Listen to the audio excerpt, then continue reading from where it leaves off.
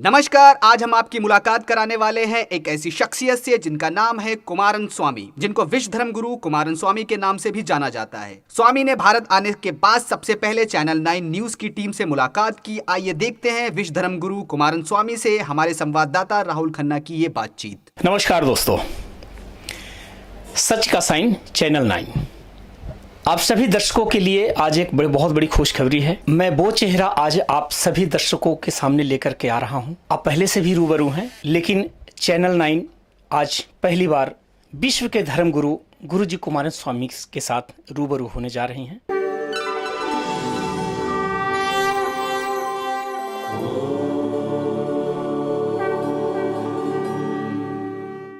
Channel 9 में आपका स्वागत है गुरु जी। नमस्कार। चैनल 9 को बहुत बहुत धन्यवाद। सबसे पहले हम उन बातों पे थोड़ा सा फोकस करना चाहते हैं जी कि पिछले दिनों सुर्खियों में आप भी रहे, मीडिया में रहे। विश्व का 5वां धाम जी कंबोडिया में जो बनाया जा रहा है, हमारे दर्शक उसके बारे में थोड़ी जानकारी चाहते हैं।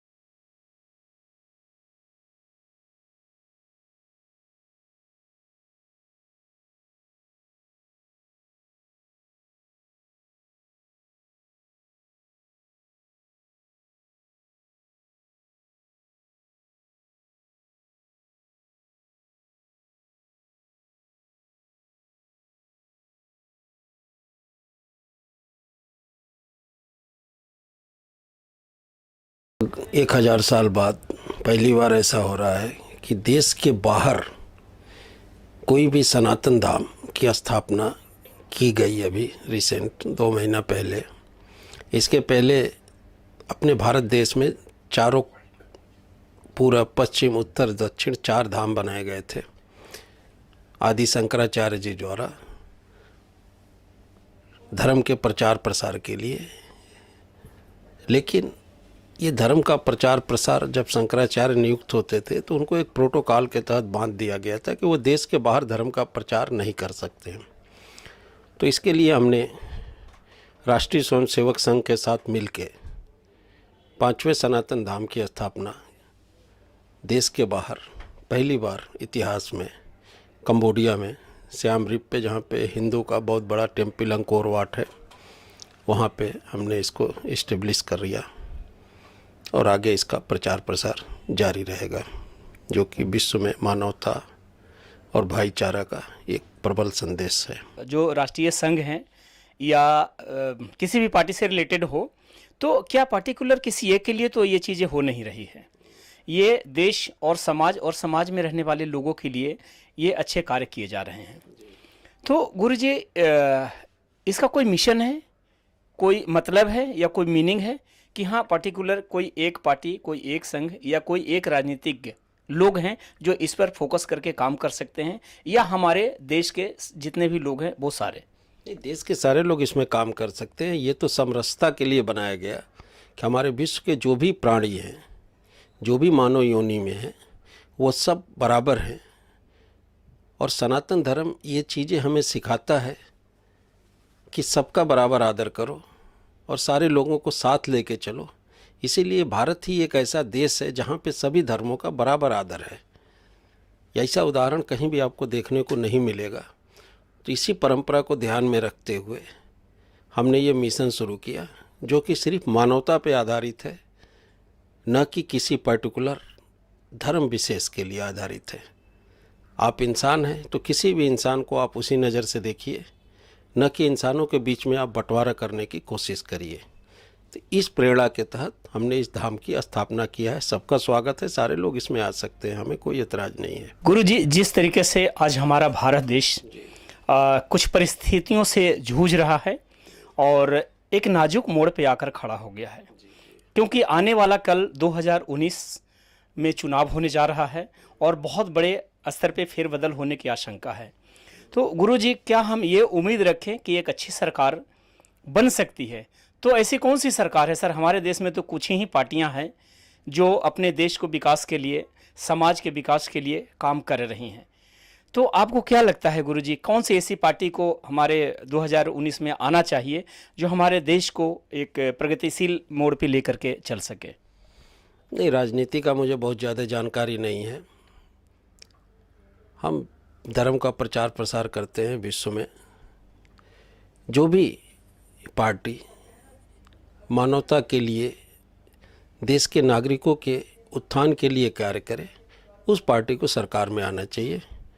किसी पार्टी विशेष के बारे में मेरा कोई मत नहीं हो सकता, इसलिए कि मुझे राजनीति की कोई बहुत अच्छी जानकारी नहीं है। लेकिन इतना मानना है कि जो भी इंसान के लिए कार्य करे, जो भी देश के विकास के लिए कार्य करे, उसके साथ देश का विकास होना चाहिए। गुरुजी, हमारे देश में एक बहुत बड़ा आज के तारीख में मुद्दा चल रहा है, महिला उत्पीड़न से रिलेटेड है, जिसमें गैंग रेप, महिलाओं पे अत्याचार, जो आज की तारीख में हमारी महिलाएं अपने आप को कहीं सुरक्षित नहीं समझ रही हैं। उनके दिल में हमेशा एक डर है, एक भय है।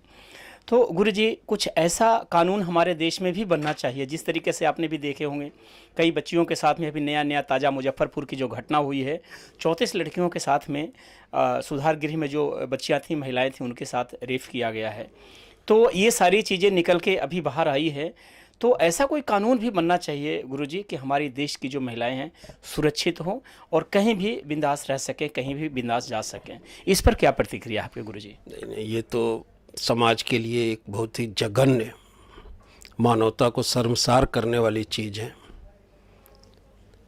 हम इंसान होके और व्यभिचार और पाप की दुनिया में जाते हैं। हमसे अच्छे तो पशु हैं, कम से कम वो व्यभिचार और इस तरह की सामाजिक उत्पीड़न का कार्य नहीं करते हैं। इसको तो सुन के ही दिल में एक अजीब तरह सा दहशत पैदा होता है। तो सरकार को इसके खिलाफ, और सरकार के साथ साथ समाज को इस पे जागरूक होकर कार्य करना चाहिए। हमारा भारत ही एक ऐसा देश है जहाँ पे सदियों से, वर्षों से स्त्री जात का सम्मान है और हम उन्हें हमेशा एक सम्मानी नज़र से, इसीलिए हम अपने देश को भारत माता बोलते हैं, गौ माता बोलते हैं। तो स्त्री को एक सम्मानित दृष्टि देना चाहिए।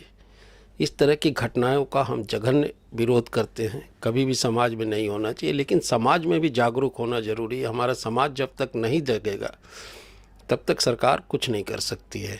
सरकार का कानून बनाना अधिकार है, सरकार कानून बनावे और इस तरह की घटनाओं को रोके। लेकिन सामाजिक प्राणी को पहले जगना पड़ेगा इस तरह की घटना को रोकने के लिए, तभी हम एक अच्छे समाज का निर्माण कर सकते हैं। आजकल हमारे बॉलीवुड में वेब सीरीज फिल्मों का निर्माण किया जा रहा है, लेकिन दायरा से थोड़ा सा अलग हट करके ये फिल्मों को बनाया जा रहा है, जिसमें अश्लीलता काफ़ी आ रही है। इस पर क्या आप कहना चाहेंगे? हमारा तो यही कहना है कि अगर फिल्मों में ज़रूरत से ज़्यादा अश्लीलता आएगी तो हमारी जो नौजवान पीढ़ी है वो विघटन की तरफ जाएगी और हमारी सामाजिक संरचना जो है वो एक बिगड़ने के कगार पे पहुंचेगी। जी। तो समाज में फिल्में जो होती हैं वो एक संदेश देने का कार्य करती हैं, समाज को जगाने का कार्य करती हैं। जी। तो वेब सीरीज में जहाँ पे सेंसर की भी ज़रूरत नहीं है, आप जो भी चाहें वो दिखाते रहें, तो वो सामाजिक एक विघटन की प्रक्रिया धीरे धीरे चालू होगी। और जब हमारे पास स्वस्थ समाज नहीं होगा तो हमारी नौजवान पीढ़ी एक तरह से अंधकार के तरफ बढ़ना चालू हो जाएगी और वो पतन के ही रास्ते पे जाएगी। समाज में पाप बढ़ेगा, व्यभिचार बढ़ेगा, देख के उसको लोग, इसलिए कि फिल्म का नायक को लोग फॉलो करते हैं। तो अगर वो फिल्मों में इस तरह की चीज़ों को दिखाते हैं लोग वेब सीरीज में, तो एक तरह से समाज के प्रति अपराध कर रहे हैं। तो ये चीज़ें नहीं होना चाहिए। इस पे सरकार को जल्दी ही कोई कानून बना के और हमारे समाज को बचाना चाहिए कि एक अच्छी चीज़ें जिससे कि हमारा समाज का विकास हो सके। तो इस पर हमारे संसद में चर्चा ज़रूर होनी चाहिए। मेरा तो यही सुझाव है। बाकी वेब सीरीज स्वतंत्र है, कोई कुछ भी दिखा सकता है। हमारा देश आज बेरोजगारी से भी जूझ रहा है। एक बहुत बड़ा मुद्दा हम लोग के सामने है, एक बहुत बड़ा संकट समझ लीजिए। आज जो युवा पीढ़ी हैं अपनी पढ़ाई लिखाई ख़त्म करने के बाद, एक अच्छे डिग्री लेने के बाद भी बेरोज़गार घूम रहे हैं। तो गुरुजी, इस पे क्या प्रतिक्रिया है? क्या हमारी युवा पीढ़ी जो है ऐसे ही भटकते रहेंगे? क्योंकि आज की जो बेरोज़गारी है वो घर परिवार और जो समाज के जो वर्ग के जो लोग हैं उनको तोड़ने में एक अहम रोल अदा कर रहा है ये बेरोज़गारी। तो गुरुजी, इस पे क्या कहना चाहेंगे? ये बेरोजगारी की देश में वास्तव में बहुत बड़ी समस्या है।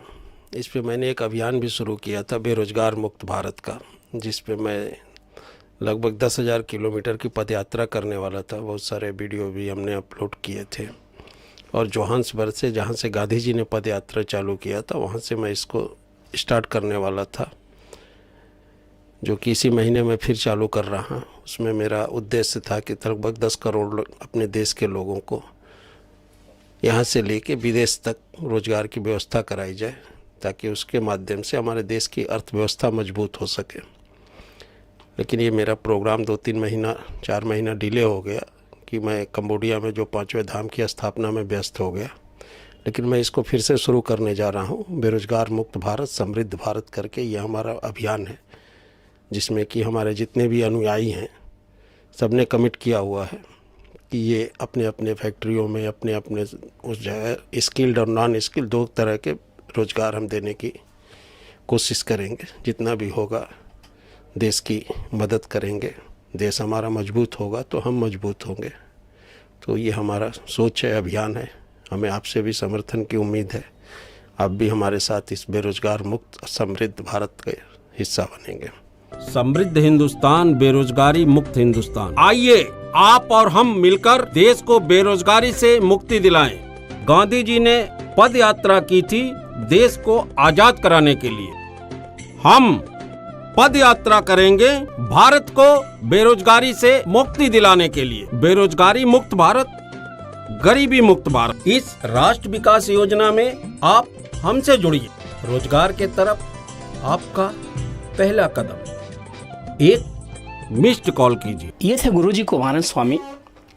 चैनल 9 के स्टूडियो में गुरुजी के साथ मैं राहुल खन्ना देश दुनिया की बातें लेकर के आप सभी दर्शकों के सामने रूबरू होता रहा। और जिस तरीके से गुरुजी ने अपने विचारों को रखे हैं सभी देशवासियों के सामने, समाज के सामने, समाज में रहने वाले लोगों के विचारों को पढ़ करके उन्हें एक नए मार्गदर्शक की ओर लेकर जाने की कोशिश कर रहे हैं। विश्व का 5वां धाम बनाने में अहम योगदान जो गुरुजी का चल रहा है। और सभी देशवासियों से यही गुरुजी उम्मीद भी रखते हैं, आशा भी रखते हैं कि एक हमारे देश में नए समाज का निर्माण हो, विकासशील समाज का निर्माण हो और ऐसी सरकार हमारे देश में बने जो हमारे देश को एक बहुत ही बड़े उत्तम नक्शे पर लेकर के चलने की कोशिश करे। कैमरामैन धर्मेंद्र कुमार के साथ राहुल खन्ना, सच का साइन, चैनल 9। दोस्तों, जैसा आपने देखा, हमारे संवाददाता राहुल खन्ना ने विश्व धर्म गुरु कुमारन स्वामी से कई सारे मुद्दों पर, कई सारी समस्याओं पर खुलकर बातचीत की है। आप सबको अच्छी बेहतर सरकार मिले, स्वामी ने ऐसा आशीर्वाद भी दिया। ऐसी ही बड़ी हस्तियों से हम आपको मिलवाते रहेंगे। बने रहिए हमारे साथ में, देखते रहिए चैनल 9 न्यूज़ मुंबई।